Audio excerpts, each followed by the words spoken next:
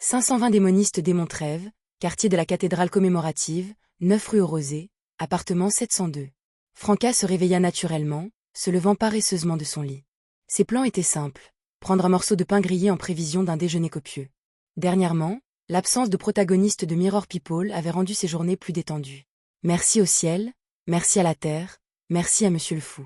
Lumian, le mauvais sort, a quitté Trèves, marmonna Franca dans sa prière d'avant le repas.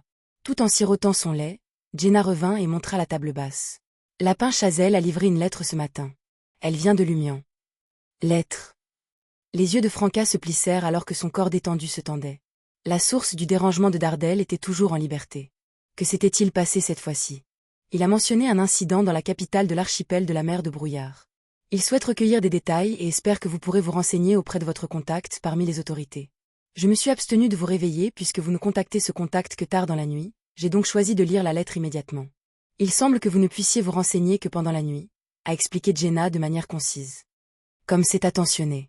Lumian, ce coquin, frapperait sans aucun doute à la porte et me réveillerait en sursaut. Franca, qui avait vécu le réveil perturbateur de Lumian. J'ai appelé d'innombrables fois et je me suis sentie inhabituellement touchée. Elle rit. Est-ce que quelque chose est arrivé à Port Farim une fois qu'il est arrivé? Même si cela ne semble pas lié à lui, mais... Franca se pencha légèrement en arrière et remarqua.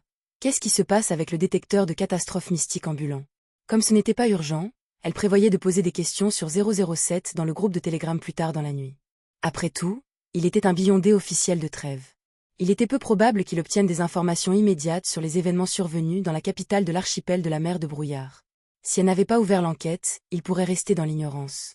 Franca, avec son penchant pour la messagerie instantanée, posa la bouteille de lait et écrivit à Lumian une réponse taquine. Si vous voulez savoir ce qui se passe, enquêtez vous-même. Un détecteur de catastrophes mystiques ambulant comme vous n'a pas besoin d'indices ou d'informations. Promenez-vous dans les rues de Port Farim sans but, et qui sait, vous pourriez tomber sur la personne impliquée. Et, ne transformons pas l'écriture de lettres en une communication liée au travail, en l'utilisant uniquement pour discuter de problèmes ou demander de l'aide. Ne pouvez-vous pas partager les histoires intéressantes sur la mer et les détails des primes des pirates? Et, depuis que tu as quitté Trèves, tout est calme et tranquille. Je peux à nouveau profiter de dormir. Profitez de votre douce vengeance. Pas besoin de revenir en courant. Prévenez-nous si vous avez besoin d'aide.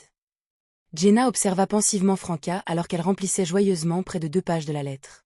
Dans la salle 5 de la cabine de première classe du Flying Bird à Port Farim, Lumian, confiné dans ses quartiers, ricana en finissant de lire la réponse de Franca. Combien de plaintes cet homme a-t-il reçu de la part de 007? Elle me blâme pour les fréquentes catastrophes mystiques. Pliant la lettre, il la porta aux lèvres de Ludwig. Le garçon, qui venait de terminer le dessert, regarda Lumian et remarqua. Je ne suis pas un déchiqueteur.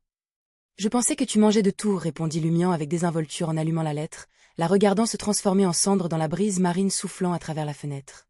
Peu après le déjeuner, Philippe a frappé à la porte, accompagné de 4 soldats en uniforme militaire bleu orné de fils dorés.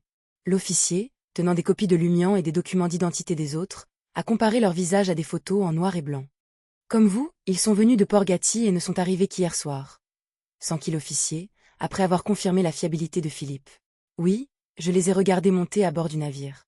Nous nous sommes rencontrés fréquemment au cours des 2 derniers jours, a répondu Philippe, choisissant sagement de ne pas révéler le fait que l'identité et les informations de Lumian et des autres étaient fausses.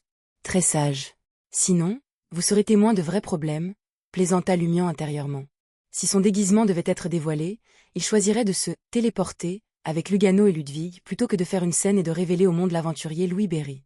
La seule dévotion de Lumian envers Germain Sparrow, prêt à chasser les pirates lorsque l'occasion se présente. En vérité, Lumian n'avait pas l'intention de devenir un véritable aventurier. Son but en s'aventurant en mer était de se venger. Après avoir confirmé la situation de Lumian et des autres, l'officier a conduit les soldats dans la pièce voisine, accompagné de Philippe. Lumian a observé que l'enquête sur le Flying Bird était approfondie, mais pas trop intense. Les agents ont suivi méticuleusement les procédures sans approfondir leur enquête. C'était logique. L'explosion du quartier des Perles Noires et l'anomalie des cadavres n'auraient pas pu se produire du jour au lendemain. Même si c'était un accident, cela couvait depuis un moment. L'impact considérable suggère un développement prolongé. À moins que la personne impliquée ne soit un demi-dieu, il était presque impossible pour les autorités ordinaires de retracer des traces liées au demi-dieu. Cela signifiait que le Flying Bird, arrivé à Port Farim seulement la nuit précédente, n'avait probablement aucun lien avec l'incident. L'accent était mis sur la confirmation de l'identité des passagers. La possibilité qu'un demi-dieu soit blessé et incapable de s'échapper de Port Farim a été envisagée, justifiant une enquête approfondie, mais il n'y a eu aucune victime suspecte sur le Flying Bird. Les officiers ont débarqué après près de 2 heures, accompagnés de 20 à 30 soldats. Lumian, maintenant sur le pont, s'est approché de Philippe et lui a demandé « Que s'est-il passé la nuit dernière ?» Philippe regarda autour de lui et baissa la voix. « Mon ancien collègue m'a dit qu'il recherchait le démon Warlock Burman. » Birman? Lumian a exprimé son ignorance. N'ayant lu qu'une partie des avis de recherche la nuit précédente, Lumian n'était pas familier avec Démon Warlock Burman. Son attention s'était portée sur les rois maritimes, les amiraux pirates et d'autres pirates importants. Ensuite, il avait partagé un verre avec Batna Conté. C'est un aventurier recherché, expliqua Philippe avec un soupir. Avant de quitter la flotte de Foxy, il était encore normal. Il recherchait des primes et des trésors et rencontra sa femme, Hélène, une aventurière. Plus tard, Hélène mourut dans un accident, rendant Burman fou. Il voulait faire revivre sa femme et fit beaucoup de choses, bonnes et mauvaises tentatives. Il a impitoyablement orchestré la destruction d'une ville de 300 personnes pour remplir les conditions d'un rituel de résurrection. Il organisa des rassemblements de démonistes maléfiques, dans le but d'utiliser la vie des autres, en particulier des nouveau-nés, pour une sorcellerie cruelle et sanglante afin de faire revivre Hélène. Ces événements ont poussé sa prime à dépasser Bonne Splitté Basile, atteignant 600 000 verles d'or. Dans sa quête pour ressusciter sa femme, il a été poussé à devenir un démoniste cruel et froid. Lumian soupira soudainement. Si Madame la magicienne ne l'avait pas retrouvé à l'époque, si M le Fou ne lui avait pas offert une lueur d'espoir, et si le club du tarot n'avait pas fait appel à 2 formidables psychiatres pour le soigner, ressemblerait-il maintenant à un birman et porterait-il un surnom préfixé par démon? De plus, le simple fait de suivre le chemin des bienfaits accélérerait sa croissance. Avec l'aide de Thermiboro, il pourrait atteindre la séquence 5 FATE Appropriator d'ici quelques mois. La destruction d'une ville de 300 habitants avait le potentiel de l'élever au rang d'habitant du cercle. 600 000 verles d'or est presque à égalité avec le vice-amiral Black Tide Olsassen, qui a la prime la plus basse parmi les amiraux pirates, a fait remarquer Lumian, établissant une comparaison. Le vice-amiral Black Tide était un grand pirate qui n'avait acquis une renommée que ces dernières années.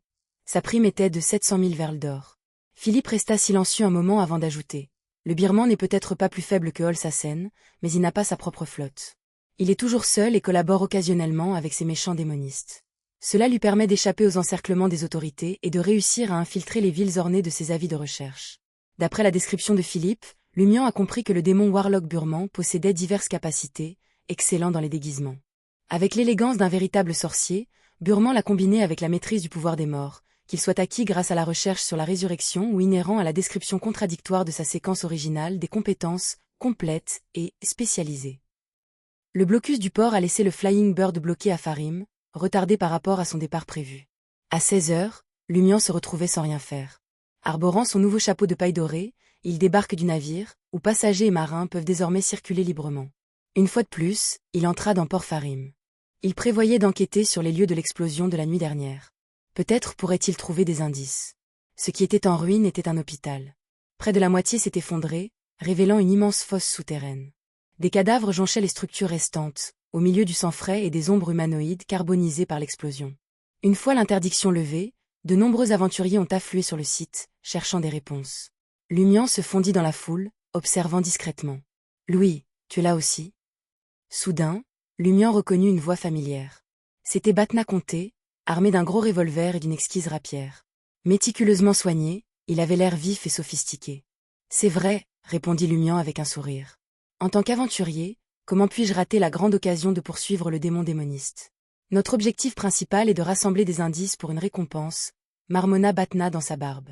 Alors qu'il enquêtait sur les restes de la bataille à la recherche de pistes, il demanda avec désinvolture. « Avez-vous rencontré ces cadavres ressuscités la nuit dernière ?»« Je l'ai fait. En plus d'être un peu étranges, ils n'ont rien de remarquable, » se vanta Lumian. Batna lui jeta un coup d'œil et sourit soudainement. « Quelque chose d'inhabituel vous est arrivé après avoir quitté le bar hier soir. » Lumian a répondu nonchalamment. « J'ai rencontré quelques escrocs et je suis reparti avec une petite fortune. » Une petite fortune. Batna était interloqué. Il se souvint soudain des actions de Louis Berry au bar et de ses paroles. Peut-être pense-t-il que je suis une cible facile?